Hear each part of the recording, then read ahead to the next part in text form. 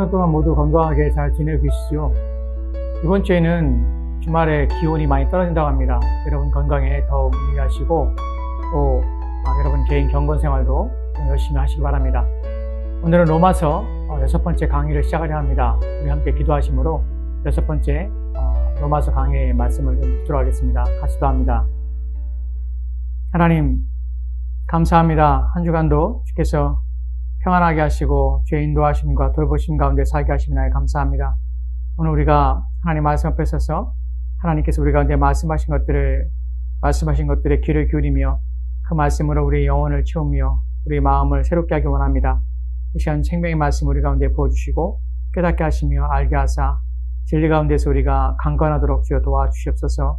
주께서 함께 원하오며 예수님 이름으로 기도합니다. 아멘. 오늘 우리가 살펴볼 로마서 내용은 로마서 1장 1절부터 4절 말씀 전체 내용을 함께 살펴보려고 합니다.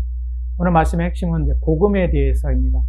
이제 복음이 무엇인지를 이제 설명하기 시작합니다. 그래서 오늘 이 부분부터 시작해서 이제 로마서 핵심 주제인 복음에 대해서 우리가 하나씩 살펴볼 것입니다.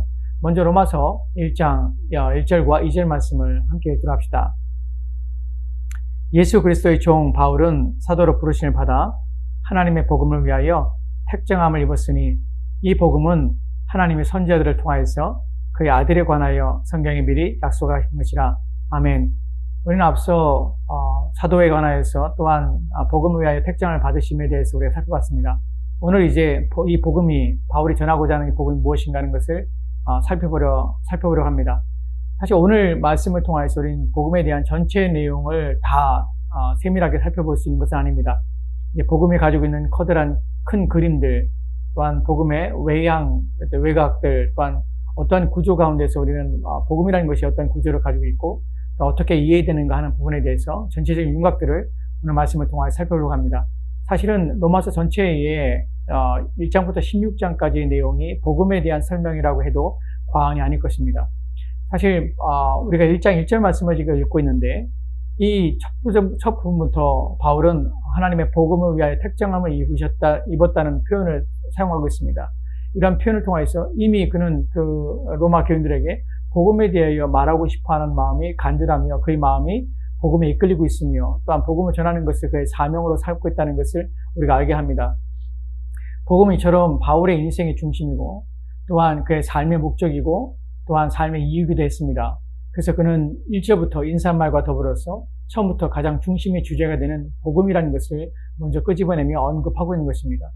사실 우리가 복음을 생각할 때에 일반적으로 복음에 대해서 우리는 기쁜 소식이라는 단어의 의미와 뜻으로 우리는 복음을 배우고 또한 알게 됩니다. 그것이 복음에 대한 시발점이지만 그러나 그것으로 충족한 것은 아닙니다. 복음이 무엇입니까? 라고 물을 때 복음은 복된 소식입니다 라고 말하는 것이 옳지만 그것만 알고 있는 것은 복음에 대해 제대로 이해하지 못하는 것입니다. 또한 두 번째로 우리가 생각할 것은 복음에 대해서 얘기할 때에 복음은 처음에 중생하는 일들을 위하여 예수 그리스도를 믿는 일들을 위하여 기초적인 것이고 또한 신앙에 시작할 때에 필요한 것이고 또한 그 후에는 복음은 필요 없다고 생각하는 경향이 있습니다. 그렇지 않다는 것이 오늘 우리가 이 복음에 대해서 복음은 모든 사람의 필요할 뿐만 아니라 중생을 경험한 이후에도 여전히 복음은 우리 가운데 필요하다는 사실을 먼저 말씀을 통하여서 우리가 확인해 보려고 합니다. 첫 번째 우리가 말씀을 통해 살펴볼 것은 로마서 1장 15절 말씀입니다. 로마서 1장 15절 말씀을 보면 이렇게 기록되어 있습니다. 그러므로 나는 할 수 있는 대로 로마에 있는 너희에게도 복음을 전하기를 원하노라. 아멘. 이 구절은 사실 우리가 충격적으로 받아들여야 돼요. 왜냐하면 우리가 복음에 대해서 나는 이미 복음을 알고 있고 복음을 들었으며 그렇기 때문에 더 이상 복음을 들을 필요가 없다. 복음은 내게 이제 더 이상 내게 유용한 것이 아니다. 내가 어렸을 때에 복음을 듣고 신앙에 연약할 때는 복음이 필요했지만 일단 중생을 이룬 후에 그리고 오랜 신앙생활 속에서는 복음은 더 이상 내게 유익한 것이 아니라고 생각하는 이 모든 사상을 다 깨부수는 것이 바로 1장 15절 말씀입니다. 바울은 지금 로마 교인들에게 편지를 쓰고 있습니다. 그리고 그 하는 말이 무엇이냐면 내가 너희를 간절히 보기 원하는 이유가 무엇이냐면 너희에게 복음을 전하기 원하기 때문이라는 것이에요. 이미 예수 그리스도를 믿고 있습니다. 오늘도 신앙생활을 하고 있습니다. 그런데 불구하고 여전히 바울은 그들에게 복음을 전하기 원한다는 것이에요. 왜 그들에게 복음이 여전히 필요합니까? 복음은 중생을 위한 것이 아닙니까? 거듭남이 위한 것이 아닙니까? 예수를 믿기 위함이 아닙니까? 그럼 믿은 후에 여전히 복음이 필요한 이유가 무엇입니까? 여전히 신자들이 복음을 들어야 될 이유가 무엇입니까? 라는 부분입니다. 바울이 로마서 1장부터 시작해서 16장까지 전체의 내용 속에서 우리가 하나씩 살펴볼 때에 복음의 필요성이 신자들에게도 더욱 필요한 것을 이후에 우리가 한 구절 한 구절 살펴보면서 알게 될 것입니다. 근데 여기에서 우리가 이런 이유의 근거를 찾고자 할 때에 바울이 언급하는 내용을 우리가 살펴볼 수 있는데, 왜 신자인데 불구하고, 왜 나는 오랫동안 예수를 믿었는데 불구하고 여전히 복음을 들어야 합니까? 여전히 복음에 대한 가르침을 받아야 합니까? 라는 것에 대하여 로마서 1장 11절 말씀에서 바울이 이렇게 말하고 있는 것을 보게 됩니다. 로마서 1장 11절 말씀 함께 읽도록 합시다. 내가 너희 보기를 간절히 원하는 것은 어떤 신령한 은사를 너희에게 나눠주어 너희를 견고하게 하려 함이니. 아멘. 바울이 로마서에서 로마 교인들을 간절히 보기를 원하는 그 이유에 대해서 그가 말하기를, 첫 번째로는 신령한 은사를 너희에게 나눠주기 위해서고요. 두 번째로는 그걸 통해서 너희를 견고하게 하려 함이라는 표현을 씁니다. 즉, 견고함이 복음에 담겨 있다는 것을 우리가 이 본문을 통해 알게 되는 것이에요. 견고함이란 단어는 우리 후에 살펴보겠지만 강함입니다. 흔들림이 없는 것입니다. 즉, 복음이 무엇을 만들어내면 중생을 얻을 때에 필요한 것만 아니라 신자로서 강하고 담대하며 또한 견고하여 흔들림이 없는 상태를 유지하게 하는 것이 복음이라는 것이에요. 우리가 로마서를 읽다 보면 이 복음 전체를 설명하며 복음 전체를 우리가 한 문장으로 설명하며 또한 바울이 얘기하고 있지 않습니다. 바울은 이 복음을 로마서 16장에 거쳐서 이 낱낱이 하나씩의 복음에 담겨진 의미들을 말씀하고 있다는 것이에요. 근데 이 모든 것들이 무엇에 필요하냐면 신앙을 유지하는 데 필요합니다. 신앙을 세우는 데 필요합니다.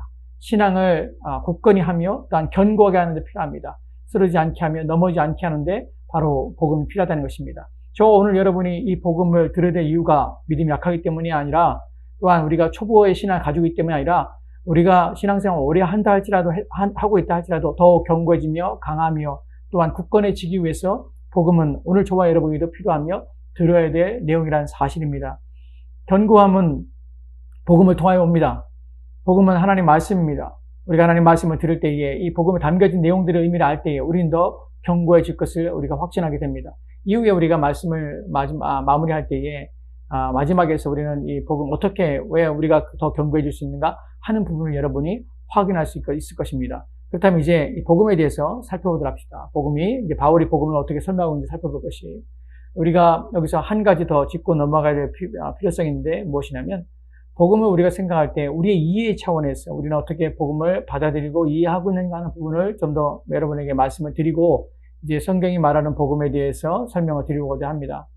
중요한 것은 이것입니다. 복음을 이해할 때 우리는 두 가지 잘못된 오류 가운데 복음을 이해하며 또한 깨닫고 있다는 것이에요. 첫 번째는 무엇이냐면, 복음을 들을 때 우리는 기복의 근거에서 복음을 듣는 경향이 있고 복음을 이해하는 경향이 있습니다. 기복이라는 것은 복을 기원한다는 것입니다. 기복신앙이라는 것은 복을 기원하는 목적으로 믿는 신앙을 기복신앙이라고 합니다. 복음이 기복으로 이해된다는 것은 이런 의미입니다.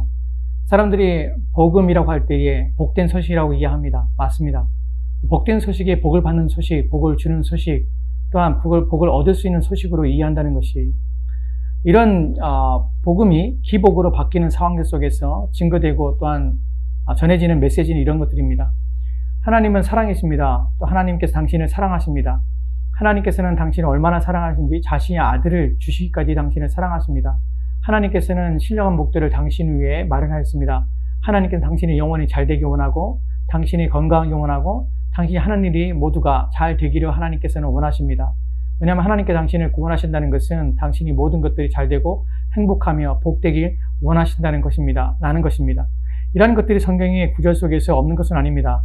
하지만 성경의 특정한 구절들을 가지고 마치 구원이, 하나님께서 우리에게 주신 구원과 또한 복음이라는 것이 마치 물질적이고 또한 세상적인 것으로만 이해하는 것은 잘못이 있습니다. 왜냐하면 우리가 성경을 볼 때에, 특별히 신약 성경에서 우리는 복이라고 할 때에 그 복이 세상적이지 않다는 사실을 압니다. 물질적이지 않을 뿐만 아니라 또한 이 세상의 성공이나 건강을 보장해 주는 것이 아니라는 사실을 우리도 압니다. 만약에 우리가 그러한 것들이 보장되고 그러한 것들이 주어졌다면 이미 성경에 있는 많은 구절 전체의 또한 성경의 전체의 내용 속에서 그런 구절들이 우리 가운데 계속해서 보여지고 또한 약속되어졌을 것입니다. 왜 하나님께서는 세상적인 것, 왜 이 땅의 것, 물질이나 또한 번영이나 이 땅에서의 성공이나 이 땅의 잘됨을 우리 가운데 보장하지 않는 것입니까? 왜 하나님께서는 왜 이런 것들에 대하여 우리 가운데 말씀하지 아니하고 이 모든 것들은 우리의 영혼에 관련한 것과 우리의 구원과 또한 우리가 하나님의 형상을 담는 것과 이런 것들로 우리 가운데 가르쳐주고 있는 것입니까? 왜냐하면 이 세상에 속한 것들은 또 이 땅에 있는 것, 이 땅은 다 없어질 것이기 때문에 그렇습니다. 우리에게 있어서 없어질 것들에 대한 보장, 없어질 것들에 대한 약속, 이런 것들이 주어지지 않는 이유가 이 세상과 이 세상에 있는 것들은 멸망을 당할 것이기 때문에 하나님께는 이것이 관심이 없다는 것이에요. 근데 우리가 복음이라고 할 때에 이것을 복을 받는 것, 그래서 우리의 영혼과 우리의 육체와 또한 이 땅에서의 삶과 이것들이 보장받는 것처럼 성경의 특정한 구절을 가지고 이렇게 복음을 변질시키는 것은 잘못된 것입니다. 우리는 복을 받기 위해서, 즉 이 땅에서의 것들을 갖기 위한 목적을 가지고 우리가 믿고 있는 것은 아닙니다. 우리가 나중에 성경을 통해 보겠지만 우리 가운데 그보다 더 없어지지 아니할 영원한 것들을 우리 가운데 보증하고 약속이 있다는 사실을 우리는 귀담아 들어야 하는 것이에요. 이것이 복음에 대해서 첫 번째 잘못된 길입니다. 두 번째로는 12세기부터 시작해서 지금까지 가르쳐주고 사람들이 또한 믿고 있으며 신봉하는 것들 중에 많은 사람들이 이것을 복음으로 이해하는 것들 중에 하나입니다. 12세기에 아벨라라는 사람이 있습니다. 이 사람이 가르쳐줬고 그의 제자 피터 롬바르라는 사람에 의해서 이것은 지금까지도 많은 사람들이 마음속에 가르쳐주고 있는 것인데, 사람들이 복음이라고 할 때 이 복음은 무엇을 말하냐면 하나님께 자신의 아들을 우리를 위해 주셨습니다. 우리가 십자가를 바라볼 때에 하나님의 크신 사랑을 우리가 확인하게 되는 것이, 그때에 우리가 어떻게 왜 하나님 믿게 되고 또한 하나님의 말씀에 순종하게 되는가 하는 부분에서 뭐라고 가르치냐면, 우리가 그리스도의 십자가의 죽으심을 볼 때에 하나님의 사랑에 우리가 감동한다는 것이, 그 사랑과 희생과 헌신과 또한 우리를 향하신 그의 모든 일들을 바라볼 때 우리 마음에 큰 감명이 있고 우리 마음이 움직이며, 이것은 모든 것도 우리가 기쁘게 받을 만한 것이며 우리가 즐거워하며 우리가 따르며 순종할 만한 것이라는 것이죠. 즉 여기서 우리는 무엇을 알게 되냐면, 이런 것들 볼 때 사람들이 감동을 받고 또한 감명을 받게 되면 예수님을 통하여서 예수님은 우리의 삶의 모본이 되고 또한 예수님은 도덕과 윤리에 있어서 우리 가운데 큰 스승이 된다는 사실로 우리 가운데 교훈이 된다는 것이에요. 사람들이 왜 복음을 믿게 되고 복음을 따르며 복음에 순종이 되냐면, 그것이 참된 인간됨, 자신이 이기적이지 않으며 이타적인 삶으로 남들에게 유익이 되며 헌신과 희생을 통해서 사회를 이롭게 하는 존재, 즉 도덕적이고 윤리적인 사람이 될 수 있다는 사실, 그래서 우리는 복음이 필요하다는 거, 역사라는 것을 보게 됩니다. 많은 사람들이 의도치 않게 이러한 복음에 노출되어서 그들이 예수를 믿는 이유, 또한 예수를 본받아야 되는 이유로서 더 도덕적이고 윤리적이며 또한 세상에서 많은 사람이 유익하게 하는 방식이 바로 기독교이고 그것이 복음이기 때문에 복음을 믿어야 된다고 믿고 있는 것입니다. 많은 사람들의 경우에 그렇습니다. 예수 그리스도는 나의 삶의 모본이고 또한 내 삶의 교훈이고 교훈을 주시는 분이시고 내 삶의 스승이라는 것, 그리스도를 본받고 따르는 것이 왜 필요한가? 왜냐하면 그로 말미암아서 나는 선한 인간, 또 의로운 사람, 또한 모든 사람이 유익하게 하는 사람, 그것이 인간됨, 참되게 함, 그것이 바로 기독교의 정신이고 우리 모두가 기독교인이 되어서 이러한 그리스도의 모본을 따라서 세상을 유익하게 하며 사람들을 사랑하며 하나님을 사랑하는 사람으로 살아야 한다라는 것으로 복음을 이해하는 것이, 여러분 그렇지 않습니다. 성경에서는 그리스도께서 모본으로 우리 가운데 또한 우리의 인간됨의 교훈으로서 우리 가운데 보이신 것이 아니에요. 우리가 고린도후서 5장 14절 말씀에 우리 그리스도의 사랑에 강권하신다는 표현을 보게 되는데요. 여기서 강권이라는 것은 우리 마음에 감동되었다는 표현이 아니에요. 우리 마음에 그것을 큰 사랑을 볼 때 우리 마음에 와 나도 저런 삶을 살아야지, 와 얼마나 희생적이고 얼마나 위대한 삶인가, 얼마나 많은 모본을 보이며 많은 사람이 추종하며 본받을 삶인가 해서 마음이 움직여서 그리스도의 사랑에 감동되어서 우리가 주님을 위해 사는 것이 아니에요. 그 15절 말씀에 이런 구절이 있습니다. 그러면 아마 우리가 그리스도를 위해서 사는 것이 자신을 위해 살지 아니하고 그리스도를 위해 사는 것이 마땅하다는 표현을 쓰거든요. 이런 내용들 속에서 우리가 발견하게 된 것이 무엇이냐면, 결코 그리스도는 우리의 삶의 모본으로서 도덕 선생으로서 윤리 선생으로서 우리 가운데 주어진 분이 아니란 사실이에요. 그분은 주님이십니다. 또한 그분은 우리는 우리의 도덕과 윤리로서 그분을 본받으며 따를 만한 형편과 상황에 절대로 놓여 있지 않다는 사실을 망각하는 것이 복음을 왜곡시킨 것입니다. 사실 복음은요, 우리가 이제 바울이 전하는 복음에 대해서 살펴볼 것인데, 복음은 우리 가운데 나는 것이 아닙니다. 우리가 감동되어서 우리가 참여하며 우리가 적극적으로 이를 일으키며 만들어낸 사건이 아니라는 사실이에요. 모든 것이 하나님에 되어졌을 뿐만 아니라 하나님에 의해서 일어나고 또 하나님에 의해서 되어지게 되며 하나님에 의해서 완성되어져 가는 것이 복음입니다.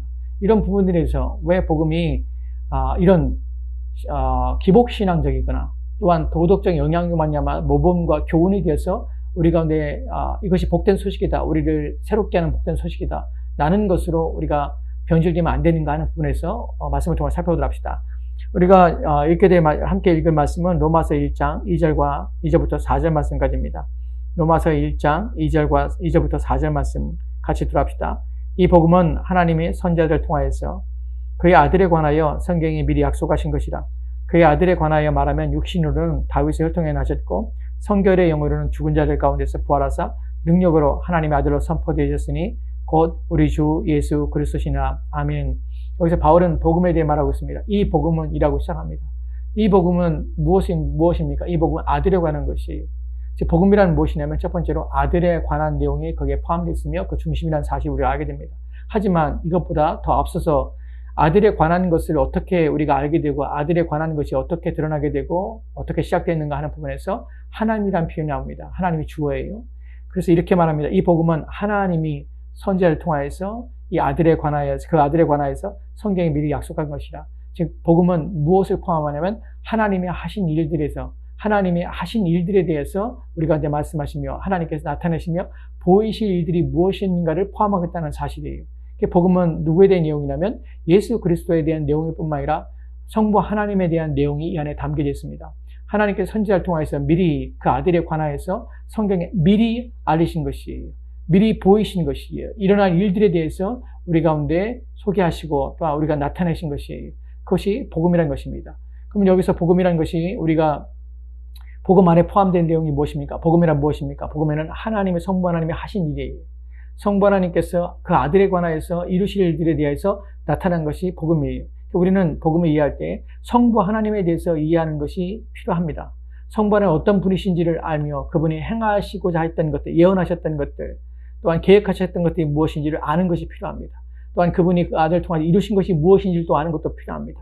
그리고 그가 이루실 것이 무엇인지를 또 아는 것도 필요합니다. 우리는 성부 하나님에 대한 지식, 이것이 복음에 포함됐다는 사실을 기억합시다. 두 번째, 그 아들에 관하여입니다. 그 아들이 어떤 아들이었습니까? 아들로 말하면 3절 말씀에는요. 그 아들에 관하여 말하면 육신으로는 다윗의 혈통에 나셨습니다. 그 아들은 어떤 아들입니까? 하나님이셨습니다. 그런데 그분은 육신이 되신 것이에요. 육신으로 나셔서 다윗의 혈통으로 나셨다는 사실입니다. 또한 그뿐만 아닙니다. 우리는 지금 성부와 성자가 복음이라는 것에 포함됐다는 사실을 우리는 말씀을 통하여 배우고 있습니다. 그러나 성부와 성자만 아니라 성령 하나님도 이 안에 참여하고 있을 뿐만 아니라 성부 하나님도 복음이라는 사실을 우리는 기억해야 합니다. 성령 하나님의 복음이라는 사실을 기억해야 됩니다. 우리가 마지막 내용들 보면 성결의 영으로는 죽은 자들 가운데서 부활하사 능력으로 하나님의 아들로 선포됐으니 곧 우리 주 예수 그리스도시니라 라고 합니다.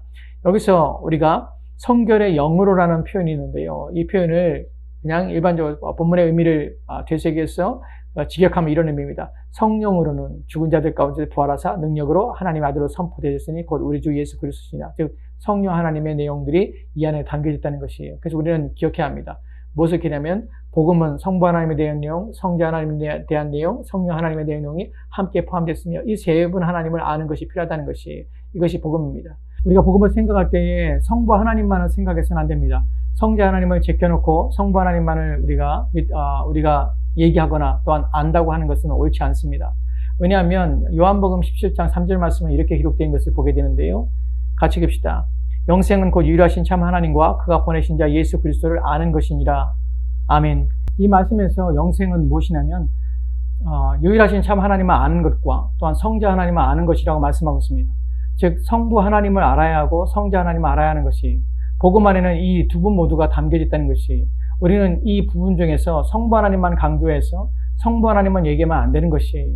우리가 교회 안에서 우리가 가르침 볼 때에 우리는 어떤 한 분에게 편협되게 집중하거나 편협되게 가르침을 받거나 또한 말하는 것에 대하여 우리는 그것을 지양해야 합니다. 왜냐하면 그것이 옳지 않기 때문에 그래요. 성부 하나님께서 성자 하나님을 강조하지 않거나 또한 성부 하나님을 강조하지 않거나 하는 부분에 대해서 우리는 이 부분에 대해서 우리는 주의를 기울여야 합니다. 왜냐하면 복음에는 이 두 분이 다 함께 포함되어 있으면 이 두 분의 사역이 그 안에 담겨지기 때문에 그래요. 우리가 사람들 중에 어떤 사람들은 하나님의 사랑에 대해 얘기하고 하나님의 크심에 대하여 하나님의 영광에 대하여 우리가 예배하면 하나님을 영화롭게 하며 높이며 이런 것들에 대해 말하는 경향이 있습니다. 하지만 그 사람에 대해서 예수 그리스도는 관심이 없으며 예수 그리스도는 말하지 않으며 또한 예수 그리스도의 아는 것에 대하여 주의를 기울이지 않는 경향이 있습니다. 그렇지 않습니다. 그것은 잘못된 것입니다. 그렇게 하면 안 되는 것입니다. 왜냐하면 성자 하나님의 복음 속에서 성자 하나님이 하신 일도 있고 또한 복음은 성자 하나님을 포함하기 때문에 그래요. 또한 다른 반대로 성자 하나님께 십자가의 죽으심과 또한 그의 살아나심, 부활하심, 또한 승천하심 이런 모든 것들에 대해 우리가 알고 있을지라도 성부 하나님을 잘못 이해하는 것 또한 우리가 문제입니다. 어떤 미련한 자들에 의하면 이렇게 말하는 경향이 있습니다. 구약은 성부 하나님의 시대고 또한 신약에는 예수 그리스도의 시대고 또한 부활하신 후에부터는 성령의 시대라고 구별하는 경우도 있습니다. 그렇지 않습니다. 우리가 복음을 제대로 이해하려면 우리는 이 복음 안에 성부와 성자와 성령 하나님이 같이 있다는 사실을 기억해야 합니다. 또한 우리가 성자 하나님에 대해서 은혜의 하나님으로 생각하고 성부 하나님을 진노와 심판을 하시는 아버지 하나님으로 이해하는 것 또한 잘못되었습니다. 우리는 구약에서 하나님께서 진멸이나 또는 하나님께서 여호와의 날이라는 진노하시고 또한 분노하시며 또한 심판하시는 내용을 우리가 보게 됩니다. 그런 말씀 속에서 우리가 알게 되는 것은 구약의 하나님은 진노하시며 분을 내시며 또한 심판하시는 하나님으로 알고 또한 그러나 신약에서는 예수 그리스도께서는 이제 은혜의 하나님을 사랑의 하나님으로 우리가 이해하며 이게 구분하는 것은 성경을 오해하는 것일 뿐만 아니라 하나님을 모독하는 것입니다. 그렇지 않습니다. 우리는 성부 하나님께서 진노하시고 심판하신다는 사실을 알고 있지만 예수 그리스도 이 땅에 보내시고 또 십자가에 달려 죽게 하신 것은 성부 하나님의 계획이시며 성부 하나님께서 하셨다는 사실을 우리는 알아야 합니다. 성부 하나님께서는 그리스도 통하여서 하나님의 사랑과 성부 하나님의 사랑을 우리 가운데 나타나신 것입니다. 즉 구원의 모든 과정 속에서 그것을 계획하시고 성취하신 분은 성부 하나님이십니다. 그러기에 우리는 성부 하나님을 진노 하나님으로 그리고 은혜의 하나님, 자비 하나님으로 예수 그리스도로 이해하는 것은 우리는 복음을 편협하게 하는 것이며 잘못된 복음을 만드는 것입니다. 그렇지 않습니다. 또한 성부 하나님과 성자 하나님께만 관심을 기울이고 또 알기를 원하며 성령 하나님에 대해서 무관심하는 것 또한 복음을 왜곡하는 것입니다. 성령 하나님께서는 복음의 사역에 있어서 또한 중요한 역할을 하고 계시며 또한 복음을 우리 가운데 적용시킬 뿐만 아니라 또 다른 보혜사로서 예수님을 대신하여서 우리 가운데 거하셔서 또한 우리의 믿음을 일으키시고 또한 우리를 새롭게 하신 일들을 또한 하고 계시다는 사실을 우리는 압니다. 성령 하나님께서는 성경에서 성령 하나님께서 우리에게 보증이 되신다고 하십니다. As a deposit이라는 표현을 통해서 예수님께서 성령을 선물로 우리가 주시고 우리 마음에 두신 것은 무엇이냐면 우리의 구원에 대한 보증으로서 성령이 우리 가운데 거하십니다. 또한 우리가 이 땅에서 우리의 삶을 마감하고 우리가 죽게 되고 후에 부활할 때에 우리 안에 계신 성령을 통해서 우리의 몸이 부활한다는 사실을 또한 우리가 알게 됩니다. 또한 중요한 성령의 사역 중에 하나가 무엇이냐면 우리를 중생케 하실 뿐만 아니라 우리를 그리스도와 연합시킨다는 것이 또한 우리가 하나가 되도록 하신다는 것이 성령의 사역이라는 것이에요. 이런 걸 통해서 볼 때에 복음 안에 담겨진 성령의 사역 또한 우리가 강조하며 알아야 될 내용이라는 사실입니다. 즉 복음에는 성부 하나님, 성자 하나님, 성령 하나님 갖게 들었을 뿐만 아니라 이 하나님의 사역들이 이분들이 하신 일들이 복음 안에 담겨져 있는 것입니다. 즉 우리가 복음을 알고 바울을 통해서 우리가 복음을 통해서 다시 견고케 하고자 하는 내용들이 바로 성부 하나님, 성자 하나님, 성령 하나님의 구원 사역 속에 하신 일들을 우리 가운데 알므로 말미암아 그것을 알게 될 때에 우리 마음에서 우리의 믿음이 굳건해지고 또한 견고해질 수 있다는 것이에요. 우리는 기억해야 합니다. 로마서 1장 15절 말씀이 말하는 것처럼 너희가 복음을 전하기 위해서 믿는 자여 신자이지만 여전히 우리는 복음을 들어야 하며 또한 복음에 대하여 배워야 하는 입장에 있다는 사실을 기억합시다. 왜냐하면 이것이 우리를 견고케 하기 때문에 그렇습니다. 왜 어떻게 복음을 견고케 할 수 있습니까? 복음에는 성부 하나님, 성자 하나님, 성령 하나님의 우리를 향한 사역, 우리를 위해서 계획하신 것, 그분이 이루신 것, 또한 그분이 이루어 가실 것들이 이 안에 담겨있기 때문에 우리가 복음을 배우면 배울수록, 복음을 이해하면 이해할수록 우리는 놀랍게 우리의 믿음과 우리의 신앙은 더 견고해지고 또한 든든해질 것입니다. 오늘날 우리는 하나님에 대하여 또한 예수 그리스도에 대하여 또한 성령에 대하여 우리는 관심을 기울이지 않기 때문에 우리의 지식과 우리의 알미 자꾸만 얌아서 우리로 하여금 그 말씀이 우리를 강하게 하고 담대하게 할 수 있는데 불구하고 우리는 그것에 게으르며 또한 무관심함을 말미암아서 우리 신앙과 우리 믿음을 약화시키고 또 흔들리게 되며 우리 마음에 의심과 불신의 마음을 들고 점차적으로 하나님께로부터 멀어지는 상태에 처할 수밖에 없다는 사실입니다. 오늘날 믿음이 약함의 이유가 무엇입니까? 오늘날 사람들의 신앙이 흔들리는 이유가 무엇입니까? 바로 복음에 대해 이해하지 못함입니다. 복음을 붙들고 있지 않기 때문에 그렇습니다. 복음에 따라 살지 않기 때문에 그렇습니다. 실제적으로는 복음에 대한 이해가 없기 때문에 살 수 없고, 또 믿을 수 없고, 견고해질 수 없고, 강할 수 없다는 사실입니다. 그래서 우리는 다시금 복음에 돌아가야 됩니다. 복음을 배워야 하는 것이에요. 마지막으로 로마서 12장부터 16장은 마지막 내용들입니다. 11장까지 했던 모든 교리적인 부분들, 즉 복음에 대한 내용들을 다 말한 바울은 12절부터 16장까지 그 내용 속에서 이제 그리스도인으로서 복음을 알고 복음을 듣는 자들이 어떻게 삶을 살아야 되는지에 대하여 신앙생활의 원리와 신앙생활의 내용들에 대하여 구체적으로 말씀하고 있습니다. 그런데 문제는 이 11장까지의 내용 속에서 우리가 복음을 제대로 알지 못했기 때문에 12장부터 16장에 이르는 복음을 받은 자, 그리스도인으로서 삶에 대하여 우리는 살지 못한다는 사실이에요. 여러분, 신자답게 산다는 것은 복음을 아는 것입니다. 복음을 믿는 것뿐만 아니라 그 위에 서는 것입니다. 그것을 우리 것으로 삼고 우리에게 주신 것들을 기반으로 해서 우리 마음이 더욱더 담대해지고 또한 강하게 되어 우리 가운데 주신 하나님의 말씀을 붙들고 살 수 있는 힘이 생기게 되는 것이에요. 어떻게 살 수 있습니까? 어떻게 그런 힘을 가질 수 있습니까? 어떻게 우리는 그리스도인됨을 회복하며 우리의 믿음과 신앙은 흔들림 없이 하나님 앞에 살 수 있습니까? 라는 모든 물음의 해답은 바로 복음입니다. 복음으로 돌아가야 되는 것이. 우리는 이후부터 계속해서 바울이 전하는 복음의 내용들을 하나씩 더 깊이 살펴볼 것입니다. 부디 복음에 대한 이해를 얻기 위해서 복음이 말하고 있는 내용들을 살펴보시고 성부 하나님, 성자 하나님, 성령 하나님께서 우리의 구원을 위해 이루신 것들에 귀를 기울이며 또한 집중합시다. 그리고 그것을 붙드는 일에 온 힘을 기울이도록 합시다. 기도하겠습니다. 하나님 감사합니다.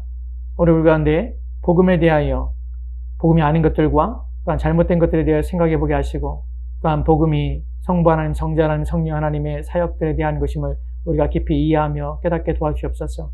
우리가 이 삼위 하나님을 깊이 알며 더 깊이 깨달음 말미암아 우리 신앙과 믿음이 더 견고해지게 하시고 또한 담대하도록 하나님 도와주시기 원합니다. 어려운 시기에 우리 믿음이 뒤로 후퇴하지 아니하게 하시고 신앙이 약하지 않도록 주여 도와주시옵시고 날마다 새롭게 되어 하나님 말씀에 순종하며 살 수 있도록 주여 도와주시옵소서. 주께서 복과 은혜를 도와주시기 소망하며 감사드리며 살아계신 예수 그리스도로 기도합니다. 아멘.